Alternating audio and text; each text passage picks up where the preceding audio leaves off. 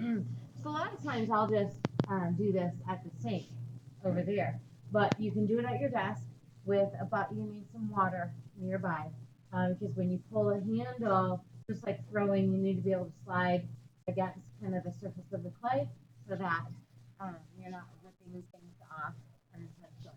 So I've got a ball of clay here wedged up already.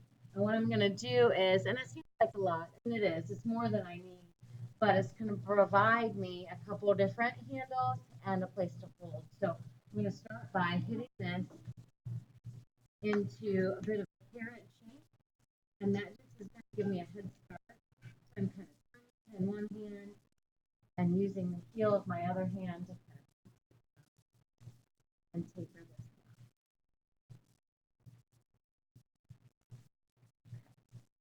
So now what I'm going to do is, let's see, I need to get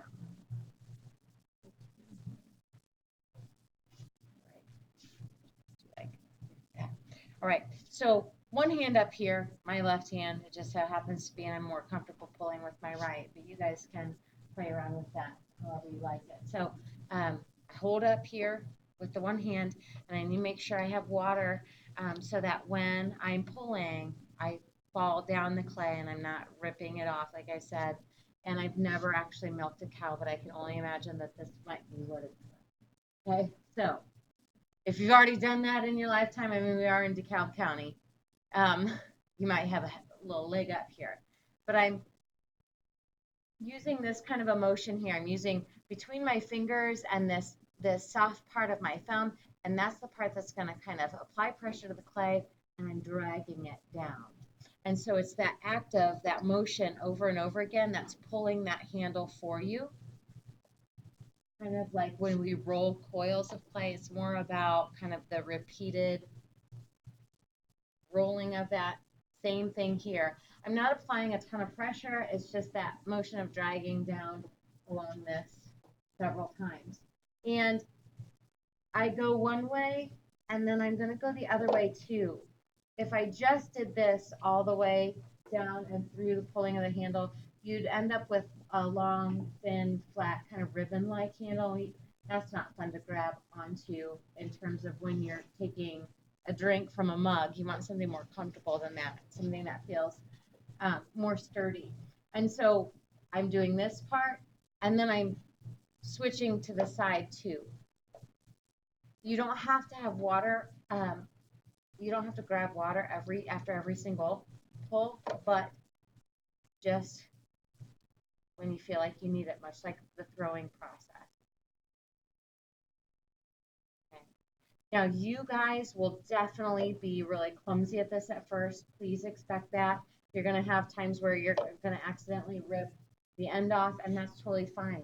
You can just, and that's why we've got this extra clay up here. You can pull down more from the top here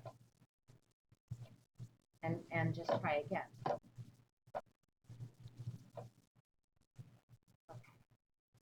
So now I've got a handle that I like. I'm going to just take the top of this,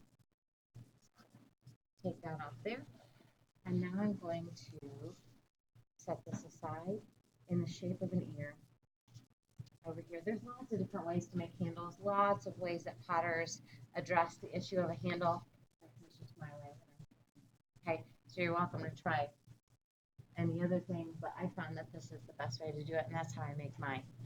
I would recommend that when you pull one, you might as well pull two. And then that gives you an option later of what you want to use.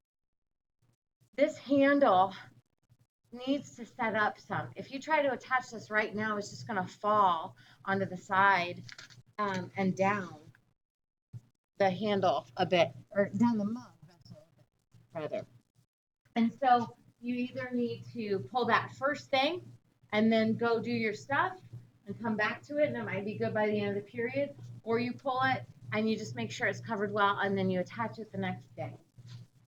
So I have a mug vessel here that I'm going to attach a handle that I've already pulled. I've trimmed this up already. You don't want to trim after the handle. I'll show you trimming later or as needed. So here's a handle I've made already, right? So it's really rough looking right now. So now is the time I'm going to clean this up a bit. So I'm going to cut it this way. This. And as I said before, there's lots of different ways for everything, and attaching a handle is no exception. Some people attach it straight on like that. I like to smush mine down a little bit onto the side of it. So I've got that cut up. I'm going to look on my mug, and I'm going to find a place to adjust the mug. Sometimes if you guys have a little blemish or something, you can cover some stuff up if you need to. So I always kind of look around. Right, this mug's pretty even all the way around. I'm going to take a little steel scraper and score that a bit. And I'm going to use my slip.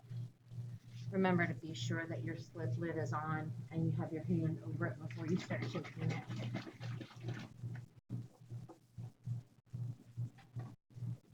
So I'm going to apply some slip to this, and when I do, I'm going to go a little overboard.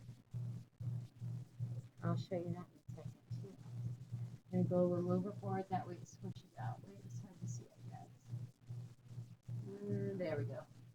Okay, it's a little more than necessary. I need to support the inside of this for sure because I don't want to warp the wall when I put this on. I'm going to hold the back side of it to get that set. Just like this. Look at it. You got it straight. Hold the inside of this. Like that. I like to leave a little fingerprint in there. And then I'm also going to just adjust this again real quick.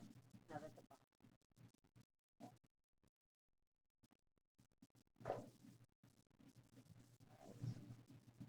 Now I will cover this. I will set this aside and cover it until tomorrow, when I'll come back to it and you can see, this one might not be the best example. I want to show you one where the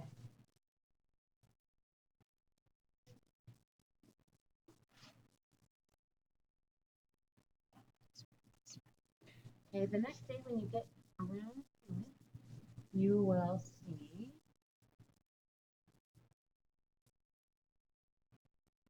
it's hard to see on this, but there's that extra fluff that's kind of smushed out of this.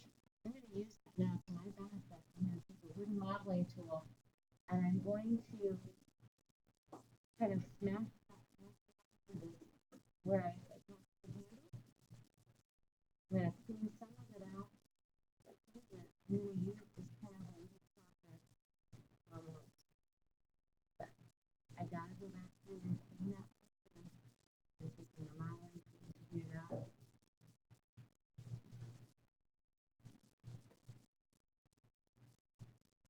Be very careful when you're handling this.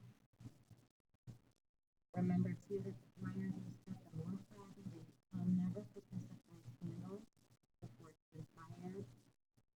Alright, so I would do some more cleanup around here, but you get the idea. The next thing, the elephant ear sponges. These are awesome because this is going to help me clean up. When you're making your handle and you're setting it aside and you're storing it, it's just going to get some really dust in it. And your hands be wet or something like that. So you're going to have to do that through the elephant ear sponge. Clean this up. I get the sides. I get the underneath side. Remember the elephant ear sponge is looking out.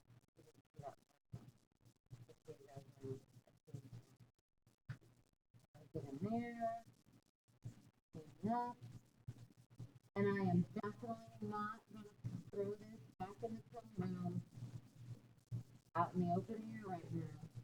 I'm still going to wait on this. The handles are so much quicker, and so I'm going to cover this up for a few more days, and then fill out my rubric, and then put it back in the kiln space to be fired. but the longer you let it dry slowly, the better. A lot of people have been disappointed because the handles plunk off, and so just try to avoid that by being patient. Okay, so there's a handle, a pulled handle on a thrown mug, and that is the goal for you. So keep trying to get those done. I'm going to cover this up, shut this down.